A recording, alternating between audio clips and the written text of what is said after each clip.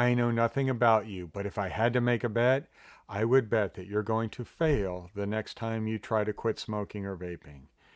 That's probably not what you expected to hear when you started this video.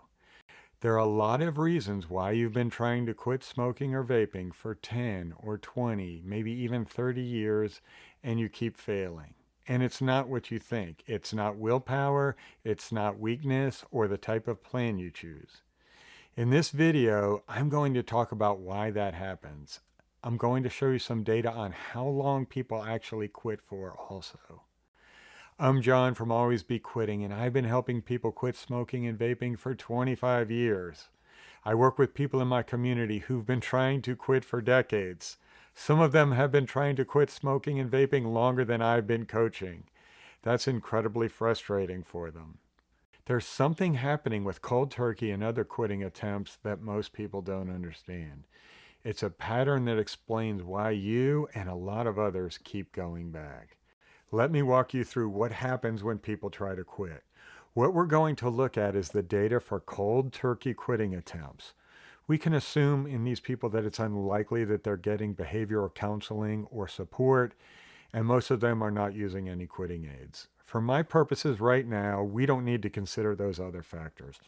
What we do when we study quitting attempts is we start with the day that a person attempts to quit, their quit day, and then we measure the time until they relapse and go back to smoking or vaping, or they succeed. I call this the timeline of temporary abstinence. Let's take a look at what happens after people set a quit date and they make a stab at quitting.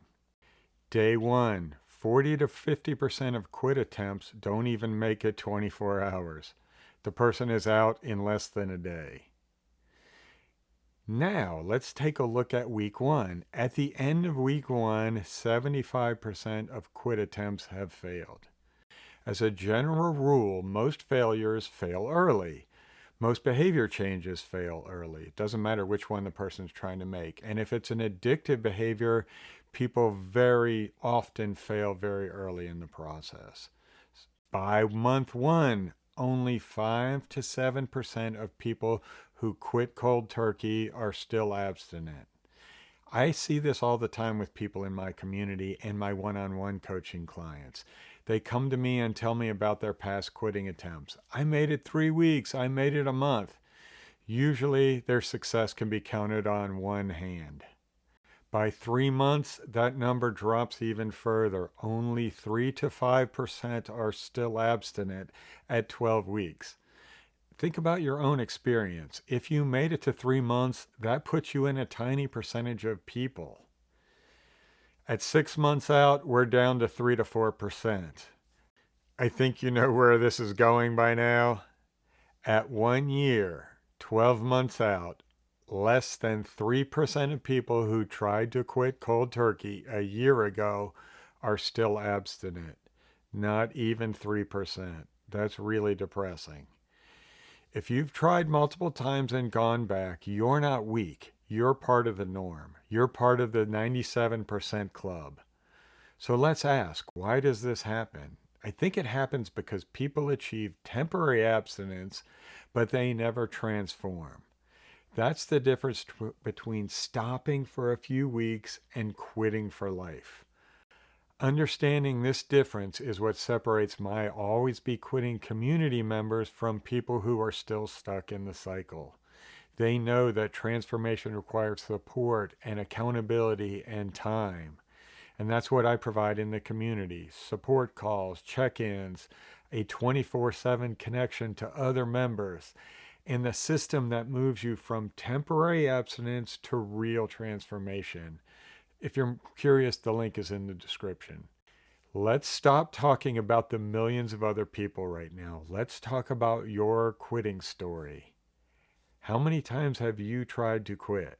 What happened each time? I suspect you probably made it, a few days, maybe a week, maybe even a month, or even 2 or 3 months. And then something happened. Maybe it was stress at work. Maybe you were having some drinks with friends. Maybe you have kids. They can be really stressful. Maybe you just had a really bad day. And for whatever reason, you just went back. That's temporary abstinence. You stopped, but you didn't transform. And that's why you went back. Do you need willpower? Of course, everyone does. But by itself, it's not enough after years of smoking. What's missing is the transformation part. And let me show you what that transformation part actually means. So if temporary abstinence is just stopping and eventually going back, what does true quitting look like? It is a long period of abstinence. You got to have that combined with the transformation. There are two types of transformation that have to happen, and these are really important. There's a dopamine transformation that has to happen, and there's a mindset transformation that has to happen. Your dopamine system needs time to reset. We're talking months, not weeks, and especially not days. And here's the critical part. If you've been smoking or vaping for 20 or 30 or maybe even longer years, your brain chemistry is fundamentally different from someone that just started a few years ago. After decades of nicotine, your dopamine system has been completely rewired. It takes longer to reset, period. And your mindset transformation, that's not just one change. There's multiple transformations that have to happen. You have to start forming negative attitudes about smoking or vaping. You just have to see it differently, not as something that you're giving up, but as something that you're protecting yourself from. And I should say there's a huge difference between just saying it out loud and really internalizing it. Maybe I'll make a video about that soon. The other mindset change is you need to develop what I call an always be quitting mindset. That should sound familiar because that's what I entitled my channel. This mindset is when you're constantly moving forward, even when it's hard, even when you slip. You cannot have years between your quitting attempts. You need to start your quitting attempt now, in the near future, and you need to continue with it. You need to put in the work until the transformation comes. And you have to change your time frame. There's no more of this thinking, I'll be quit in a week. True quitting takes way longer than that. It takes months to fundamentally change something that's a defining part of who you are, whether you like it or not. That's not me being pessimistic. That's realistic. That's me telling you the truth. Think about this. When you tried to quit before, how long did you think it would take? A week? A month? Did you feel like you were giving something up, or did you feel like you were protecting yourself from something harmful? Those are the mindset shifts that I'm talking about. Those are the timeline expectations that you need. That is the attitude that you have to have about smoking.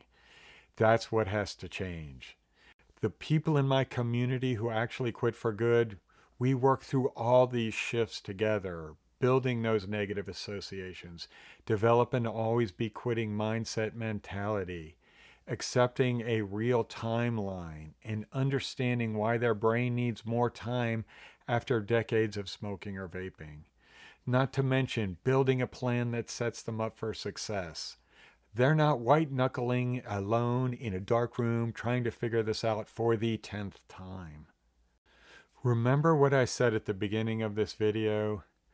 I said that if I had to place a bet, I would bet that you are going to fail at quitting. If 90% of people fail at quitting, you should bet against yourself too. That's easy money. But now that you know all of this, I actually want to modify what I said earlier. So here's where you are right now. You know that you've been succeeding at temporary abstinence, but failing at true quitting. You know that transformation, dopamine and mindset takes time, real time. You know you've tried the methods that failed too many times already. And mostly you know you're sick of all this and you want it to change. If what I'm saying resonates with you, if you're tired of the quit relapse hamster wheel that you're on, I think you would be a great candidate for joining my community. Seriously, smokers and vapors are giving money every day to companies that are making them sick. To me, The choice is a no-brainer. I would choose the community every day, hands down. The crazy paradox about smoking and vaping is that somehow the addicted brain usually chooses to give those companies the money. Achieving abstinence and transformation is what my community is focused on. It's where people like you who've been trying to quit for decades finally get the support that makes a difference. If it sounds like what you've been missing, the link is in the description below. Join the Always Be Quitting community. Let's help you get quit for the last time. Happy quitting.